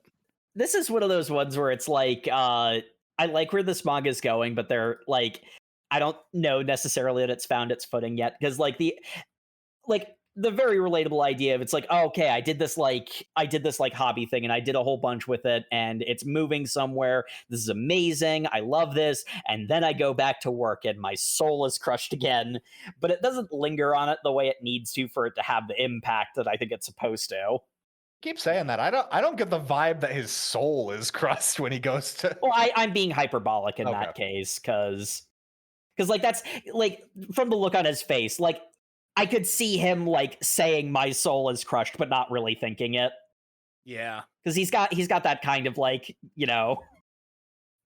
here we go again look. Look, I'm just really uncomfortable with the face choice they chose for his little sister saying, "How was your date?" Hey, Annie-chan, how was your date? What date? Sam, there's not nearly enough quiver in your voice for how she's looking in this. I want to talk about some same face syndrome. I briefly realized this the sister character that he was you mean the sister who's only differentiated from the mom because she has a different hairstyle. She has the hair clips that Kobeni has. And she's got little fangies. That's usually how I identify. What do you mean date? I mean, there was that girl you were asking me which outfit looked cuter on her. Oh, that was my senpai at work, and that was for a work meeting. But a lot of those clothes were really informal. Stop asking questions. Go to bed. Oh, big brother! But it's 6 p.m. Go to bed. Oh, the sun's still up. I don't want to talk about this. Eat your ice cream and go to sleep. That's your dinner. I already had dinner. That's why you have ice cream. Anyway, we get the James Bond chapter with Hanako. It's oh my god, this chapter's insane. My latest manga has finished its serialization. Thank you everyone so much for your hard work. Look at me in this beautiful dress with the rose clasp and the elbow. The movie version grossed 3 billion yen because I'm flawless. There's no way. Like I don't. She is so Bond girl, it hurts. Oh, she does look really good in that dress. She is dressed as if she's at an award ceremony, but this is literally just a dinner her publication is hosting for her finishing her manga. Yep. But everyone is dressed and drinking champagne as if they were at an award show, which, little secret, those are typically paid for by someone else. So they've just spent a ton of money to go for basically nothing. It's the movie, I guess, I assume. Oh, Wakabe, thank you for getting me out of that bore of a party. Anyway. Oh, God, that. Have you decided on your plot yet? I remember that we had 3 different plots to go from. It was either a standard everyday modern story, or a fighting manga, or a fantasy. Yeah, I decided to go for the fantasy because that was the thing that I'm the most familiar with and the most comfortable, and also I've been kind of doing this world building for the last 10 years. And I went, stop attacking me. Well, conveniently, the thing you've been working on since childhood is very good, and you don't need to change anything. I also want to point out, her live action movie grossed more than One Piece film Red. That doesn't seem right. It doesn't. She is literally Oda. She is sexy Oda. Are you saying Oda isn't sexy? That's fair. A oxymoron, Jacob. But yeah, they decide on the fantasy story while she's out, while Barusona's out on the balcony. both Fudo and Wakabe are like, all right, we're gonna go to the museum and we're gonna see an exhibit, and that'll give us plenty of experience on world building a fantasy thing. I just want to point out, my favorite thing was they chose fantasy, and Hanako just goes, yes, that will naturally match Fudo's talents the most. And I'm just sitting here going like, I don't think that's true. He's been like, photorealism has been his bread and butter, and now you're going like, yes, but fantasy will really let him soar. I'm like, nothing we've seen has indicated that. Yeah. Shut up. Like, I know. I didn't understand that, and the manga just kind of brushes it over. Okay. I guess the idea is that, like, because like backgrounds are his main thing, like the cityscape is not necessarily like the magical aspect of a fantasy world. It's usually more of a, like, you know, classic medieval look. Yeah, but like all of his drawings have been like modern city sketch, like or like his office or something. Yeah, and like his artwork were landscapes, like nothing. Those are entirely different skill sets, is all I'm saying. Like, yeah, like the things he does could work for fantasy. It's not necessarily like an active strength. It's mostly Hanako just being so gung-ho that yes, that is clearly his true strength. And it's just like, I don't know why you would think that. But anyway, yeah they go to the museum. And it's only when they're in line to buy tickets, he suddenly goes, oh, wait a second, this is the exhibit of my childhood friend. Well, the chance of me running into the artist at the exhibit at the museum is very unlikely. Because this is... Anyway, turn around. Because, like... You bastard! How dare you ruin my childhood rivalry! And this is when we get the hoodie that is the most form-fitting hoodie I have ever seen in my entire life. I just did that. Listen, there is no non-pornographic explanation for this hoodie physics. She's wearing a like cling to your body hoodie on top of like an inch above her Daisy Duke like shorts. And then there is a like 3-inch thigh gap to her thigh-high stockings. She's got the stockings and the Daisy Duke, so she's got the Satairuyuki. And then she's got the hoodie. The hoodie is baggy. The hoodie is supposed to... Yeah, like that's the thing. That's the thing for me. The hoodie is baggy. It's supposed to like kind of disguise the shape of the torso. Except her bazongas is so bazongan that her boobs are specifically stretching the hoodie while the rest of it appears baggy. The torso is form-fitting. The torso is form-fitting, yet the sleeves are baggy like a hoodie. Which is how every other woman's shirt has worked in this manga so far, Jacob. Like, this is... Yes. That's the problem. It's how every other woman's shirt has worked. And now, because it's so ridiculous, it's like, all right, I can't... Listen. I can't ignore this anymore. I was just kind of accepting that you drew hentai before you drew this manga. Okay, sensei, that's fine. That's fine. We all have to have our start somewhere. But this... this is literally stretching Veracity like some other things are being stretched. Yeah. I love that the next chapter immediately begins with a flashback that shows that Fudo has been having art stalkers his entire life. Because this lady just busts into his room. Or maybe it's the art room, maybe? It's hard to tell. It's like the studio at their school, yeah. Yeah, it's at their school. But I mean, like, she is an art stalker. Like, that's also true. Mm-hmm. She's also not aged a day. Well, actually, you know what? She has the exact same head, is the problem. Yeah. She has a severe case of baby face. What? Hey, if you're a woman, that's actually kind of great. Oh my god, I also forgot she was wearing... I'll take your word for it, Shay. I forgot she was wearing Timberland work boots on top of this outfit. Like... She's got the Tims, she's got the Daisy Dukes, she's got the Satairuyuki stockings, and she's got the hoodie. She hits all the demographics at once. You're not mentioning the heart-shaped sunglasses? I'm just saying. Can't hate. I like you the way you are. I just love that she is going in disguise to her own exhibit at the museum because she's that kind of a weirdo. Got flex. Flex. And then as soon as she sees Fudo, she's just like, Hanaichi Fudo, my rival? How dare you be here? And so she takes off her hoodie and her sunglasses and breaks her disguise.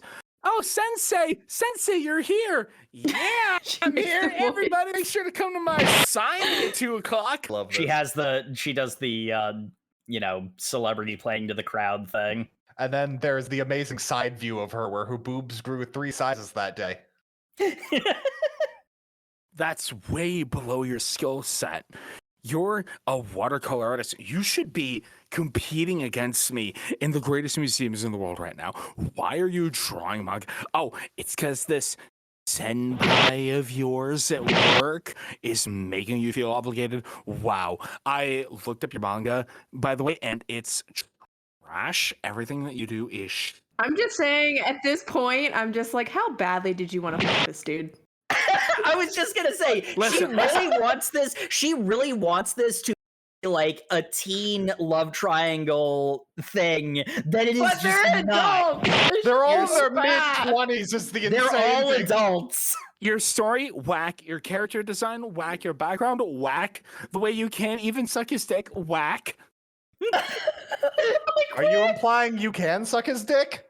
Well, Should I study? Titus. it's possible. God damn it. And then he starts yelling at her, and the way that's framed, you think he's defending Wakabe, but no, it's him dressing her down for this is not how you should act in front of your fans. It's so weird because it seems like he's coming to Wakabe's defense, but it's just like, wow, you're being a real bitch to your fans right now. Do you think that's going to get you more followers on Instagram? Listen, you're mad at me. Be mad at me. Actually attack me. Please hit me. Do you think he? I don't know. He gets off on that? Yeah. I don't know. I don't know, Jacob. I don't know. I think he wants a short stack Dami mommy because, as we've established, he has mommy issues. Oh, really? Oh, That's we a little don't kink inappropriate, shame on the though. over manga cast. But we would like to know why. Do King ask why? God, we need to make that t-shirt. Just on the front, over manga cast. We don't kink shame. And then the back is just, but we will kink ask why. After the fight with Iroha. Iroha. None of their names matter. Well, I remember Iroha because it was named after that anime. Yes. This bit with Barazono Sensei. I was waiting for the penny drop where she would reveal herself to be a villain, where it's like, aha, I'm actually like the antagonist in The Devil Wears Prada. I've just been using people who have passion for the craft in order to advance my own desires this entire time. And she gets so close to that, but then it becomes earnest again. Because what she does is, Wakabe and Fudo submit their storyboard for, the submission for this contest. And she's like, yeah, that's really, really cool. Anyway, I thought it was so cool, I'm going to do my own version of it. What? Yeah, I'm going to do my own fanfic of your manga before your manga is even real. That feels like copyright infringement? No, see, it's fine. And the reason that it's fine is we're actually making it a contest. And what we're going to do is I'm going to make my own storyboard version of it. And you're going to make your storyboard version of it. You've got complete creative freedom. I just have to go with what I know of what you've given me so far. And if my version is better, you need to start from the bottom and work your way back up again. But you can take my ideas. They were basically your ideas anyway, sweetie. Anyway, Diva, listen, Diva. It's fine. I'm totally not infringing on copyright. But if your version is better, then we'll just go ahead and submit it for the contest. So, can you beat me, a contest winner, when I'm handicapped? Yes or no? Come on, square up, Diva. Come on. Yeah, and it's like, again, this is like, okay, this is really cool, like, in a bottle, because this would be a really good way of like having her develop her craft, because clearly, like, she's got ideas, but she can't, like, form them into a finished and complete story yet. Like, that's what her weakness is. So going, like, having this contest against someone who has, proven herself time and again, that's a really great way for her to learn. Here's this character who literally seems to exist for the express purpose of the main characters advancing. I'm moderately uncomfortable with the amount of hands-on assistance Hanako is giving these people when this is objectively a contest for amateurs. Right? Yeah, there's also that too. This is, if it came out, I don't know how it comes Hello, out. friends. I am Leonardo da Vinci. I am going to personally mentor you in the next amateur art contest. The next amateur art contest, which will decide who will be the next grand artist of Vienna. It's a little weird. Yeah, no, it's very like Pretty Woman almost. It's just like, yes, look at these two losers that I dressed up and trained how to be mangaka. And it feels like it's going to be, I went ahead and encouraged you so that you could give me fresh ideas for my next manga. But no, she's actually that much on their side. She's actually that much on this side. It's like, okay, I'm more thrown off by the fact that you're not a villain. I thought maybe they were gonna heel turn her, and they might still do this. That she doesn't like giving up control, and maybe she's taking over the project more and more.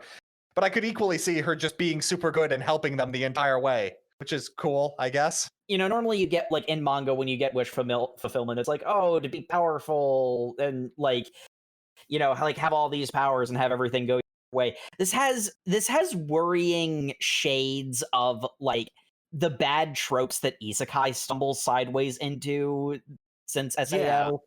It's teetering on that edge of like, wow, the story would make so much sense if the characters just did this, and this is the objectively divorced of all emotions, outside observer, platonically correct option that nobody in universe would make, because that's A, the boring choice, and B, not motivated by like the character. The coffee house AU-ification of drama. Yeah, and like Barzona Sensei, like I like her as a character, okay, like making the jokes about how, oh, look at this character, gonna be Jake's favorite. Like, I want to like her, but like, God, she's frustrating because she doesn't feel like she fits in this manga, and she is too perfect. Like, it's not just that she is like has everything handled and she's like, made more money than God and blah blah blah. It's the fact that she's literally a flawless mentor for these two specifically. It's like she exists to be their mentor. It's too perfect. I mean, to some extent, there is a level of a massive bait and switch where like these like concerning elements are going to like build to something later on in the manga. like it's the first project they worked on together or something. But like, how I said that's a writing mistake, even if it's cool. Yeah, that's why I'm like, I don't know if she's a villain or not. Like, it feels like she could still become an antagonist in that vein, but it would feel like a mistake at this point. Yeah, it's weird. I would appreciate if there was a villain. Yeah. I do want instead of just endless kind of abstract obstacles. The problem is they create an abstract obstacle and then kind of just ignore it. They pay the lip service to they grit their way through it is the thing. Yeah. And it's like, but none of them suffer any consequences for grind setting it. Yeah, you know what? I think that actually might be the key here, is that what's missing so far, because it's like I like the majority of the pieces of this, but what's missing is consequences. There has to be some kind of sacrifice for what they're doing.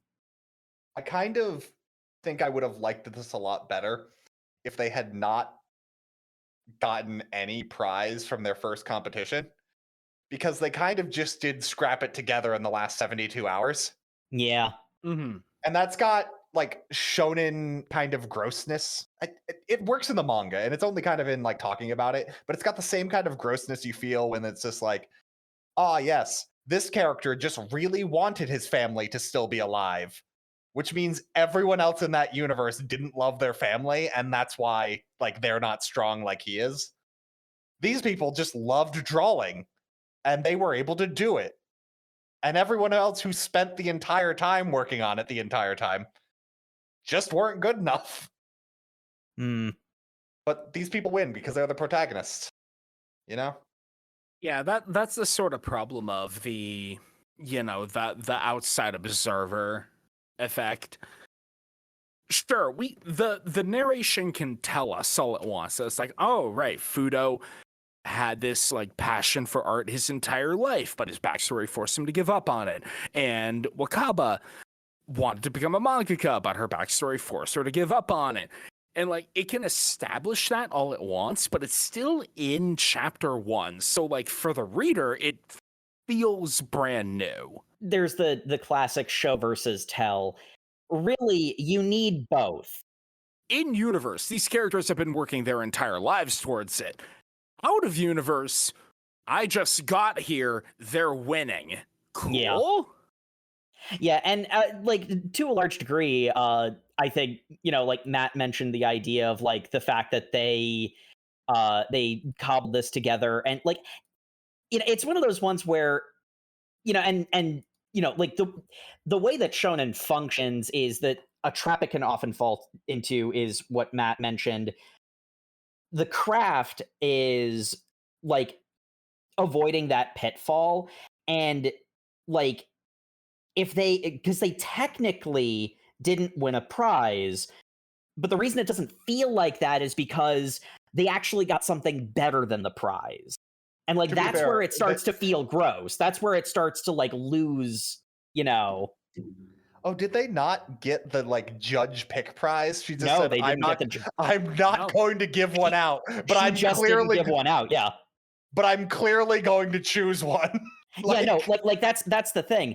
Technically, they did not win the prize. Nobody won the prize, but they got something better than the prize. And that's why it doesn't feel like, you know, like that's why it feels like, you know, just free candy all the time. You know, there's a more deft way of doing that. To some degree, I do wonder if spending more time with these characters and making this section longer would have solved that problem or not. I don't quite know, because there is also a point where if you spend too much time on something, it becomes tedious. That's what the balancing act is, and this doesn't quite have that balancing act down. I don't think Hanako has added anything to the story yet. I don't think they had reached the point where they needed a mentor, or at least the story had not convinced me that they needed a mentor. They needed to fail and realize they needed help. They've succeeded, and then as a reward for succeeding, got training that they don't. The training is also just Hanako agreeing with them. Is the thing, like, you are very good at this. Good job. You're incredibly. Also, I'm not a fan of the manga pitch they have. I am the angel from Angel Land who has gone to hell to get the hell guitar so I can rescue my sister from her cover band. Like it as like a lark, but if we were actually doing it as a manga for the podcast, I'd be like, all right, this is boring. I was gonna say, I don't feel like this would actually survive as a manga. It's one of those ones where it's like, if there's a story within a story, would this actually work on its own? If it did, why aren't we reading that? I just love that Fudo's concept art looks nothing like what I would assume from a heaven and hell like guitar opera story. Yeah. Oh no, we don't know what's going on there, so maybe they'll make it work. I'm not for knowing, but what I am for saying is thus brings us to the end of our reading. And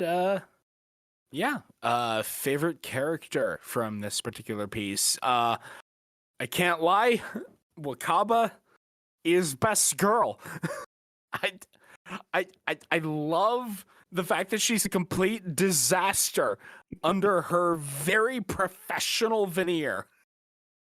I feel that. I see you. and I resonate with it. Matt, how about you? Favorite character? I guess Fudo. He's kind of cool. Fair choice. They're very emotive, but like I think there's an underlying. I still don't really understand what their characters are supposed to be. I get they're both workaholics. It really does feel like the manga hasn't found its feet yet. Yeah, because Wakaba is a workaholic and also like top saleswoman, and also an emotional mess, and also still a child at heart. But also, like Wakaba feels like too many things, and Fudo feels like not enough things. I guess is kind of where I'm at with them. And Hanako feels like she's from a different manga, and the childhood rival is also from a different manga. Very much so. Jacob, how about you? Wakaba is the best. I both love and hate how much of her myself I see in her. I want to give her head pats and tell her it's going to be okay.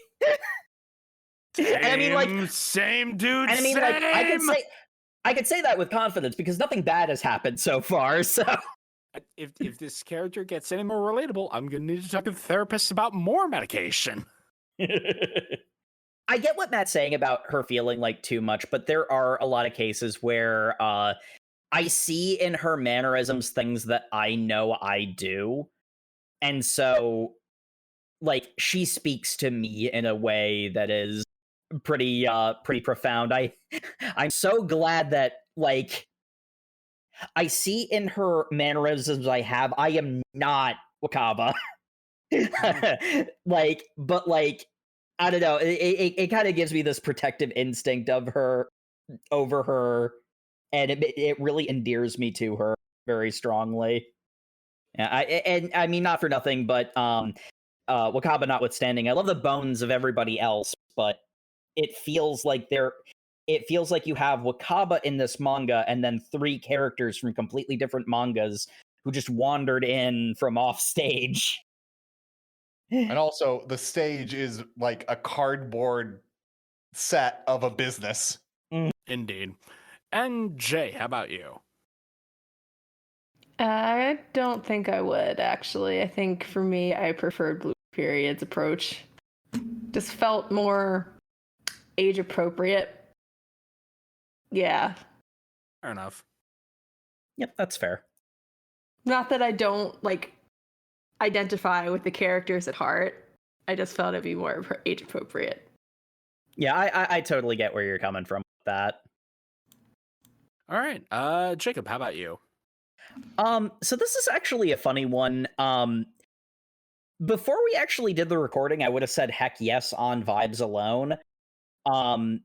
Because there are a lot of cases where just like the creative process that the characters go through, like Borizona Sensei, like, character issues notwithstanding, there are elements of her like hashing out the story ideas with Wakaba.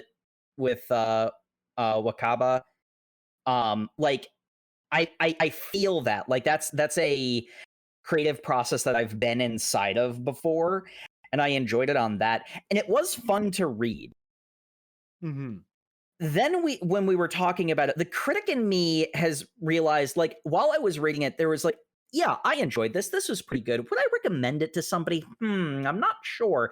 And I couldn't quite put my finger on why I had that like nagging sense in the back of my head. But the critic in me, now that we've actually like laid it all bare and like gone through it beat by beat, is seeing things that I was kind of coasting past because I was enjoying what it was presenting, like, at face value, but not really looking a little deeper into it.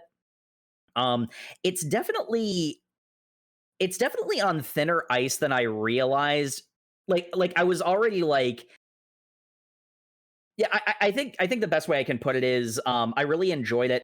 I would hesitate recommending it to somebody, because I'm not 100% sure that it's going to be able to like sustain itself in a meaningful way. I know I want to like it. I'm definitely going to give it a chance. And again, what I skimmed, seems to be directly addressing at least some of the issues that we've had with it, like in discussing it tonight. I have a bad feeling that just because of the way that it is and the way that it feels, it might. I'm going to say this right now. If the next chapter's cliffhanger is just a cliffhangery end of chapter thing that gets resolved in the first half of the next chapter, I don't know if I'd go past that because of the issues that we've presented. I will have had my fun in experiencing vicariously something that I've been through personally, but the story and the characters just wouldn't be up to snuff for me to continue reading, which again, be freaking hilarious if that was the point and they were pulling the bait and switch of it's doing the thing that their first project did. That would be a mistake, but it would be funny. It'd be very funny. And Matt. Man, I'm really lucky that Jacob verbosely defended this before I had to go, because I get to be a lot less nice. I think this manga was very ballsy for having its main story point have a editor come in and go, manga these days can't start off without a good hook. Readers get too bored quickly. And I'm like, yep, that's completely true, because holy shit, does this manga get really close to conflict a bunch of times and then kind of peter away? And we've read 9 chapters, and I'm just losing faith that there'd be any interesting drama. And I understand slice of life can be a thing, and this, I don't know. In another reading, it needs a hook. It needs a villain. Honestly, it needs something. And I hesitate to be it's just pure wish fulfillment, because we live in a timeline where we did Jinwoo and the Handjob Factory 2 episodes ago. Yes. It's not quite that. So I can't, but it's very cotton candy. It's very empty calories. It wants you to think there's drama, but nothing's actually there. Nothing bad happens, yeah. I work so hard, but he's made no sacrifices other than his dream. And now he's getting to have his dream and career with no sacrifices, kind of. And we'll see. Maybe his little sister will turn up pregnant. I don't know. Yeah, from that study session. Yeah. Honestly, that would be study session. I'm sorry, that got me. Sorry, I had to say it. We were all thinking it. Yeah. You're not wrong. I also don't like how good Fuda is at manga drawing background stuff. We talked about it in the thing. He's really good at fantasy, and we had been given no indication that was his strong suit. Everything else had been how photorealistic everything he draws is. And then it's now seeming like he's gonna pick up how to draw battle animations by watching an anime with his sister in the zero amount of free time he has. That's his problem, is he should have no free time, but he's able to do all the prep work to be super good at everything. I don't know. The other shoe has to drop, and it has to drop soon, or else because there's no reason to keep reading. It just feels like they keep telling me he's stressed, but even then, his work-life balance is actually fairly healthy. Honestly, he's now spending time with a hobby rather than his family, which is a little concerning, because he doesn't seem like I want to know what grandma is, because grandma isn't living with them, so maybe grandma died, but then he's still a solo parent, so I don't know. Where's the conflict? There is no conflict. Yeah. That was a long roundabout way of saying there is not enough conflict for me to really latch onto anything, so I can't really say I would continue reading. Entirely fair. Yeah, my enjoyment of this, I understand, is 90% fluff.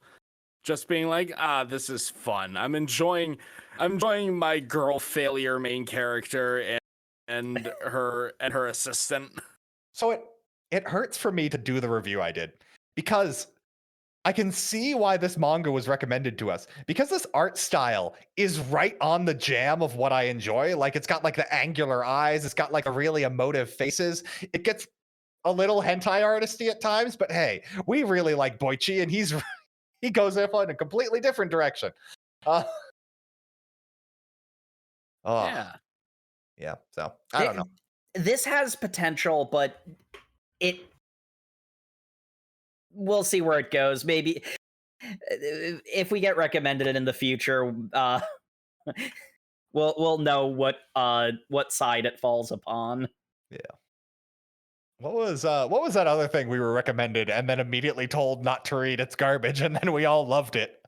It was the show, wasn't it? Shonen Shoujo. Yep. It was Shonen Shoujo. Oh, that was a good one.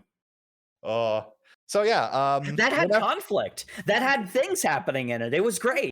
So turns out when you recommend something to us, there is an intrinsic desire in us to be contrarian. Contrarian. Yep. Yeah, that sounds about right. But thank you, everybody. I mean, me and Matt are on this podcast. Contrarianism was like inevitable. It's built into the fabric of the universe. The only thing me and Jacob can agree on is being contrarian. No, we can't. The only thing you can agree on is disagreeing with each other. No, we can't. I agree with Matt all the time. Anyway, thank you, everybody, once again for tuning into the Over Manga Cast. As always, you can find us on all your social medias where we are at Over Manga Cast. Our episodes are definitely not on YouTube. Don't go there. Don't leave comments. Don't like and subscribe. Don't go to overmangacast.com because our episodes aren't on a 2-week delay on YouTube. I can't keep doing this. So Jacob, that's actually really funny because I forgot to tell you guys. I just noticed our YouTube episodes haven't been going up automatically for a little bit now. So I have not fixed that yet as we are recording this, but I am going to take some time to fix it now. But yeah, see, not contrarian at all. But I didn't. Magnificent. And as always, we appreciate reviews in any and all form. If you want to tell us, hey, why has your YouTube channel been dead for a couple months? Well, that's an excellent question. But yeah, you can reach out to us over mangacast@gmail.com or that lovely website, which is up to date. Jacob's wrong. Because that's done automatically. There's a nice comment box at the bottom there. We appreciate reviews. We appreciate, just telling us we're a good job. And we love suggestions. And even though this manga got a 25% approval rating from us, that's just the nature of how we do our approval ratings. It's inherently swingy. Hi, it's me. I'm the 25%. But let's give it 35%. I'll give it a pity 10. That's not how this works. So anyway, if you would like to recommend something for next week, too bad. We've already picked something out. What would that be, Sam? That's going to be You and I Are Polar Opposites, chapters 1 through 12. Thematic. Thematic indeed. So if you're keeping up with the show, be sure to read that, and we will see you all next Thursday. Good night, everybody. Good night. I don't want you to have a good night. Well, stop being a hater, Jacob. Yep. And don't worry, because we can't possibly offend the person who requested You and I Are in Polar Opposites, because that person is on the podcast. Don't go unnamed. I'm cutting the clip.